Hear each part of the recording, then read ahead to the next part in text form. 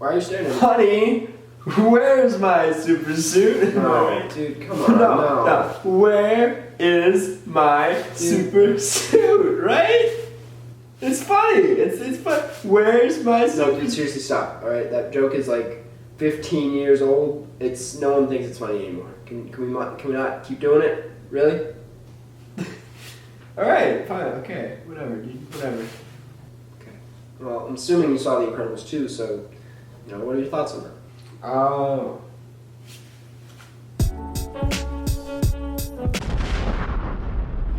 Hey everyone, it's Karsten Runquist, and today we're going to be talking about The Incredibles 2. The Incredibles 2 has been one of my most anticipated films of the years, really. Ever since it was originally announced a few years ago, I've been waiting for this film. As a lot of you know, the original Incredibles is one of my favorite films of all time. It is perfect for children, I think it's perfect for adults. I just think it's one of the best movies ever. I could go on for a very long time about that movie, but if you want to hear more, just go to my channel and check out the video I did on it. I went into this thing very excited, but with low expectations, because as a lot of you know, I think that Pixar has been going downhill as of recent, specifically with their sequels. You look at films like Monsters University and Finding Dory, I don't even really need to explain the Cars films, and they all just seem like they're trying really, really hard to be a bigger thing, to compete with the original movie. They're trying really hard to also make you cry. And when they try to do that, it just comes off as really cheesy and forgettable and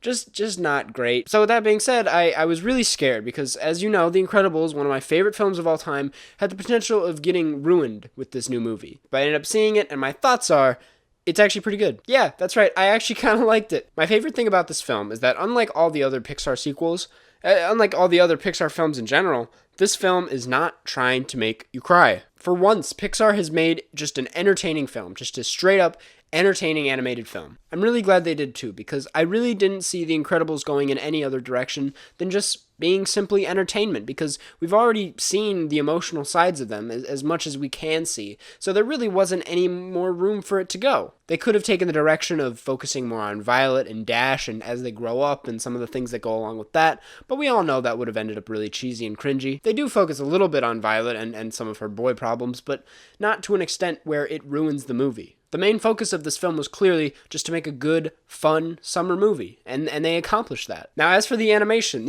is really good, don't get me wrong, it's an amazing looking film. It's just very different compared to what you would expect from Pixar. It seems like this whole time they've been trying to get more into realism and try to make things look realer and realer. The short film that played before this is a great example, which, by the way, is one of the better shorts that Pixar has made in years. I hope they take note and make more short and sweet films like this one. But anyways, the animation in this film is super simple. It's not trying so hard to make this look like real people. I mean, the hair is very realistic, but everything else feels so minimal. It doesn't feel too complex, too much going on in the frame, which I honestly really like. They took a more vibrant approach. Instead of focusing on the details in the face, they chose to make the backgrounds and the settings and the colors pop more and more. And by doing so, it was an incredibly visually appealing film to look at. I think they finally realized that the only thing that realism in animation accomplishes is a brief, wow, look at how real that looks. When in reality, what should matter is how good something looks, how entertaining it is to watch something. Scenes that pop out include the motorcycle and train scene with Mrs. Incredible. That scene was awesome. And then you got the screenslaver's apartment with the bright, flashy cage thing. I thought that looked awesome. I don't know.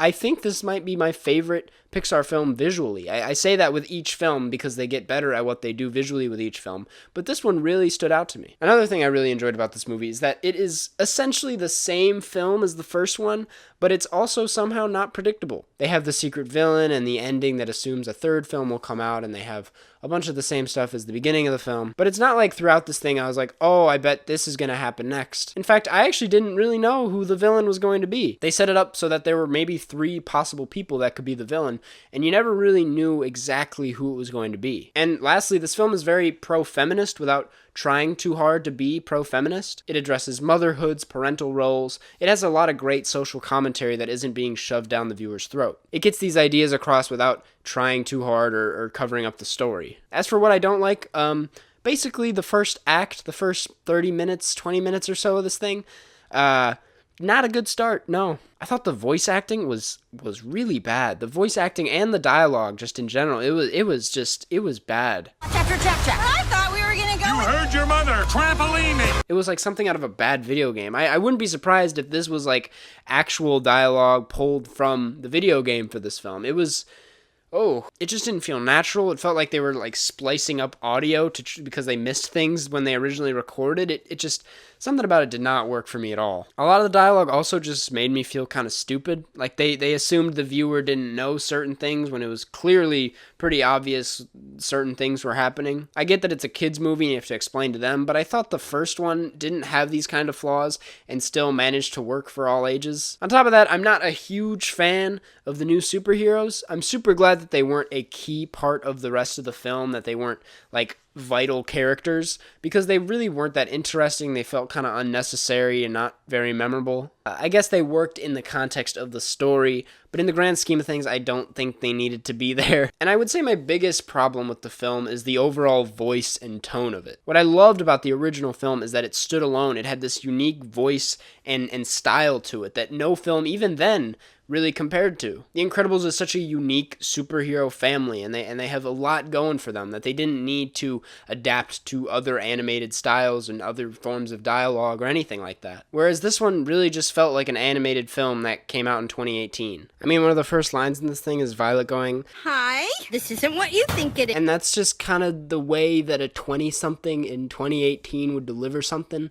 It's not something that the Incredibles would say. I don't know. I feel like it's kind of hard to get this idea across, but if you walk into any like college campus and hear the way they talk, that's kind of how everyone sounds in this film. It's just very BuzzFeed, if that makes any sense. I do have a few nitpicks with the film, but they didn't have an effect on my viewing experience, so why bother bringing them up? There was one scene in this thing with Mr. Incredible and Violet where they were in their home and it was night, and the resolution was really bad. Like it was clearly a mistake. I had seen this twice. I saw it once in IMAX, and I saw it another time today, just to double check if it was just a problem with the projector. But no, it wasn't just the projector. It was in both screenings. It was kind of embarrassing. But I don't know. That's just me. But hey, overall, I enjoyed it. I was really not expecting to like this. I did not like the trailer. It put a bad taste in my mouth. But at the end of the day, it's a fun film that I enjoyed watching a ton. It's certainly not a masterpiece like the original, but it's entertaining, and this is basically what I would have wanted out of an Incredibles sequel. If you're going to put this in the context of Pixar's other films, definitely not one of the stronger ones, but as an animated film, it's pretty great. It does a lot of things in a very interesting way, and it definitely leaves the viewer wanting more. I don't know. In the grand scheme of things, this film did not need to happen, but there was so much hype and there's so much love for The Incredibles that of course they had to make another one, and I think they definitely took the right route. All that being said, I'm going to give The Incredibles 2 a 4 out of 5. Thank you guys so much for watching. I hope you guys enjoyed The Incredibles 2, and if you haven't seen it yet, make sure to go check it out. And don't see Tag. Money gone, fuck friends. I need a homie that know me when all these motherfucking cops be on me. I got problems, ain't nobody calling back.